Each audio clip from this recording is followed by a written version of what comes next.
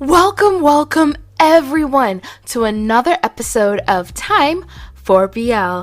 This is the podcast where we review movies, TV shows, novels, and comics, all in the boys love genre.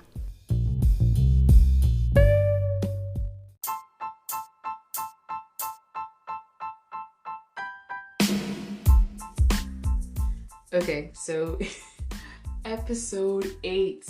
Oh my gosh, if you've rewatched it already, just go ahead and raise your hand because I know I have. Oh my gosh, episode 8. There's so much to unpack here. I just love that everything I've thought of Ink is actually happening, and I am definitely a Pa Ink shipper. I am here for it. Sorry, why, goodbye, forever. No, not forever.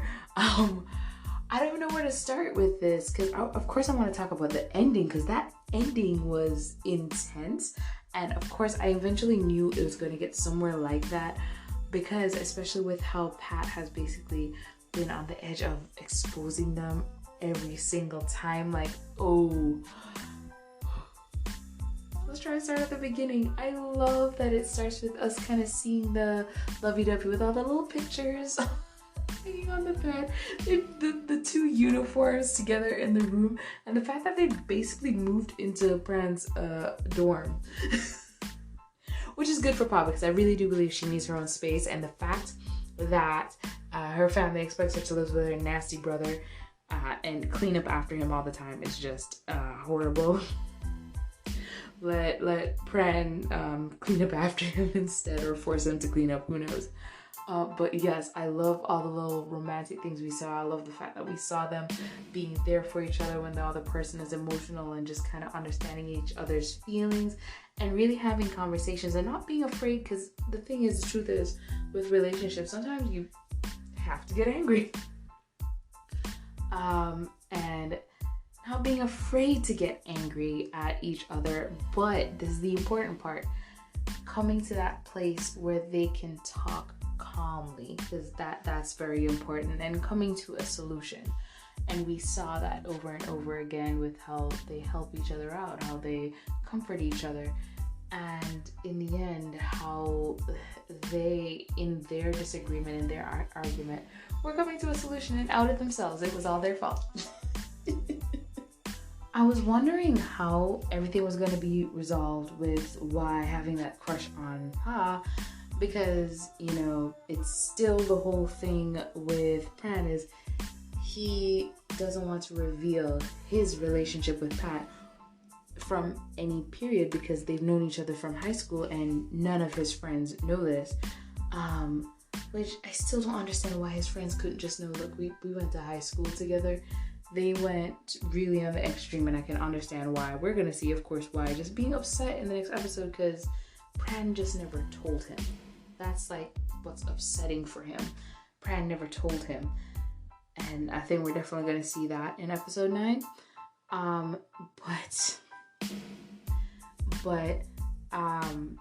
with the way they've like gone into this whole subterfuge to not let anyone know about any of their relationship, really, like Ink was talking about, like, why can't anyone know you guys know each other? Okay, that's ridiculous.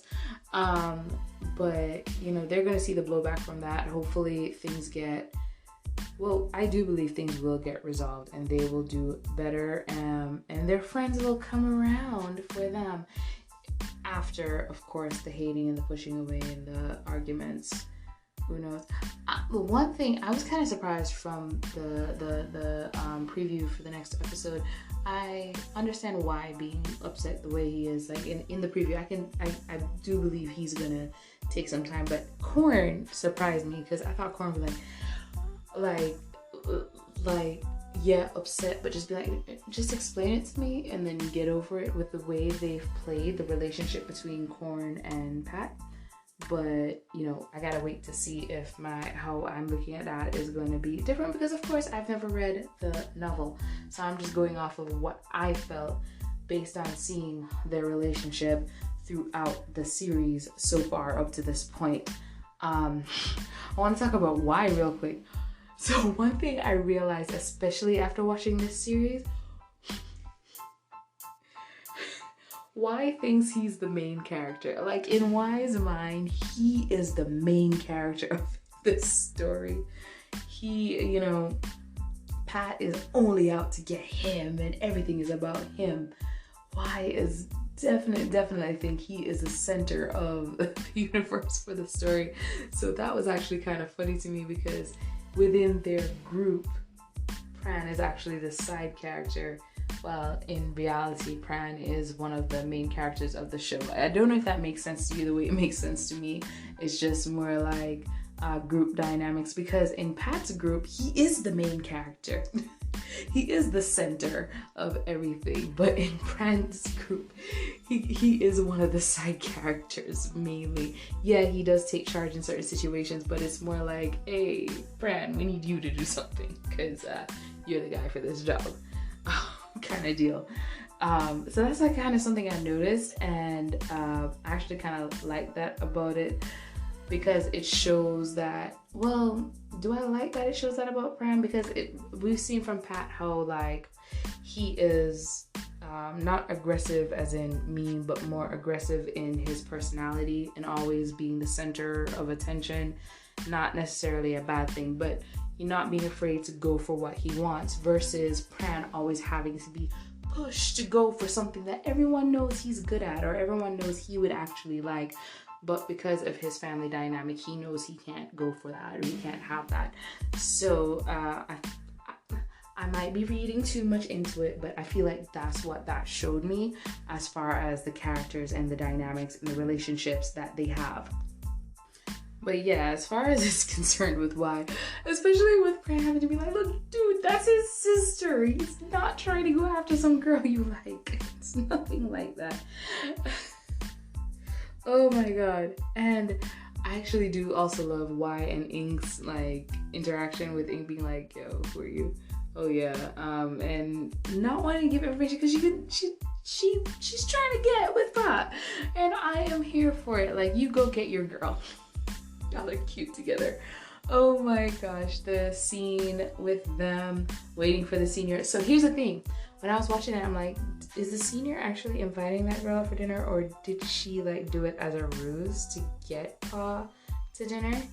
Because that was a great opportunity for Ink to get to know Pa more, to get to interact with Pa more, to get to feed Pa some shrimp, get shrimp juice in your eye. Oh my gosh.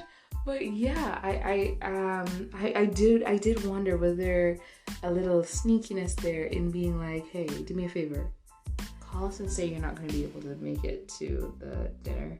I just want to spend more time with my junior. Oh, because like, Ink and Pa are just too adorable, and I'm here for it. Have I said I'm here for it? Have I said I'm an Ink Pa fan? Because I'm an Ink Pa fan. Do you understand what I mean? Now let's get back to Pat and Pran and their storyline throughout this. Like I said, in the beginning, we got to see more of a lovey-dovey. The fact that they basically have moved into Pran's apartment, which, yay, they're so adorable with all the pictures and stuff, the uniforms hanging together. I thought that was a real nice little touch by whoever is the department that handles that costuming of the sets. Love that. Also, the car scene, so we saw the shirt, we saw that someone saw. So I was like, who is it? Is it one of the friends? But none of the friends acted in a way where Corn didn't act in a way where it was like, yeah, he definitely saw.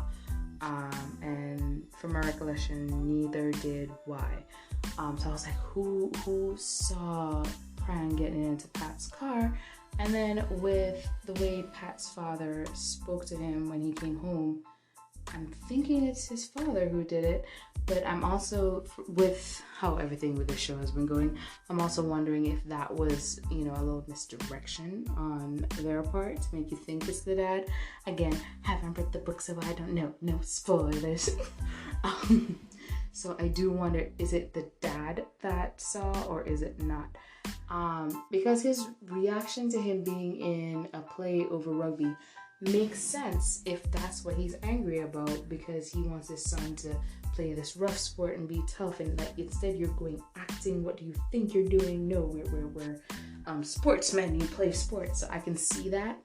being a point of anger for him. I can see that. But I can also see it being like you're talking or you're interacting with any member of the family next door. How dare you? I can see that being the thing too.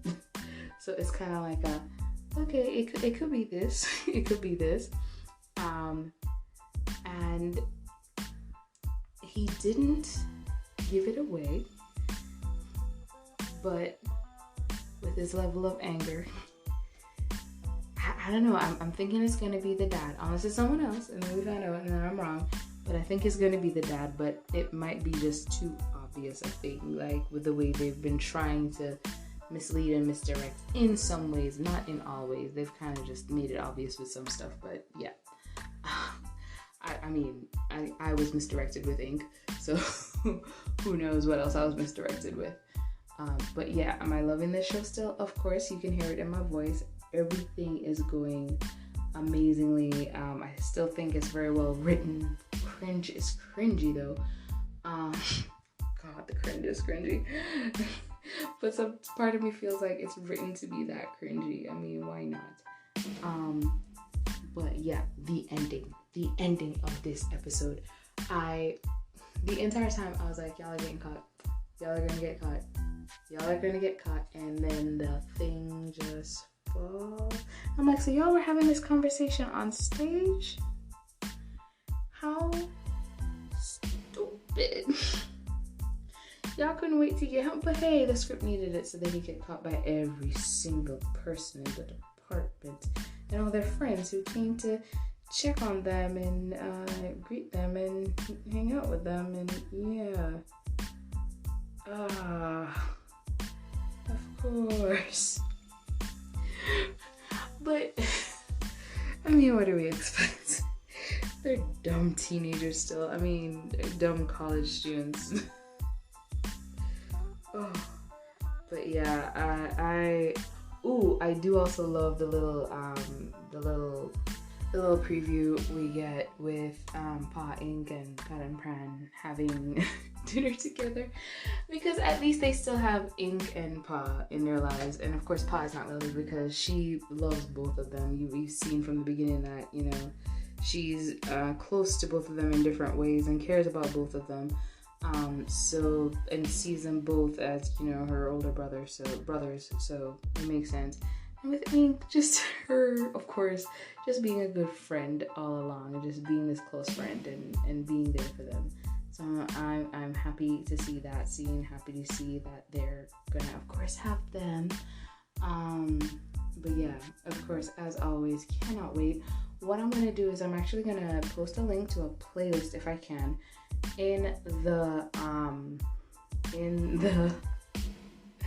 oh my god, what is wrong with words? I'm gonna post a link to the playlist in the description and everything.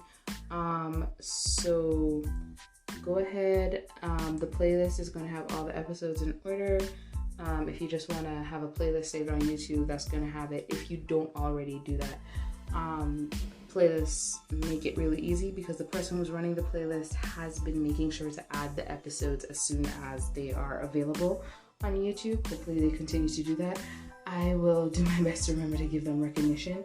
I just don't remember their name right now. Give me 1 second. Yes, it's YouTube user FMXXY, and they've created a playlist with all the episodes of the Bad Buddy series in order. I'll be sure to link that playlist in the description so that you can click on that, add it to your playlists, and that way when you're on YouTube, you'll be able to watch all the episodes in order there. Okay. So yeah, this is going to be a shorter episode today. I hope you guys are enjoying the series as much as I am, of course, because that is why you're listening. And you can tune in next week, Tuesday, when we'll be, of course, talking about, wait, does it air this week? I just realized Christmas is coming up. I mean, of course, I know not every country celebrates Christmas the same way, so I can possibly see a special episode, but I need to double check. I just realized. Ooh, wow. I will double check that. Hopefully it does air as normal, but yeah, guys, Merry Christmas.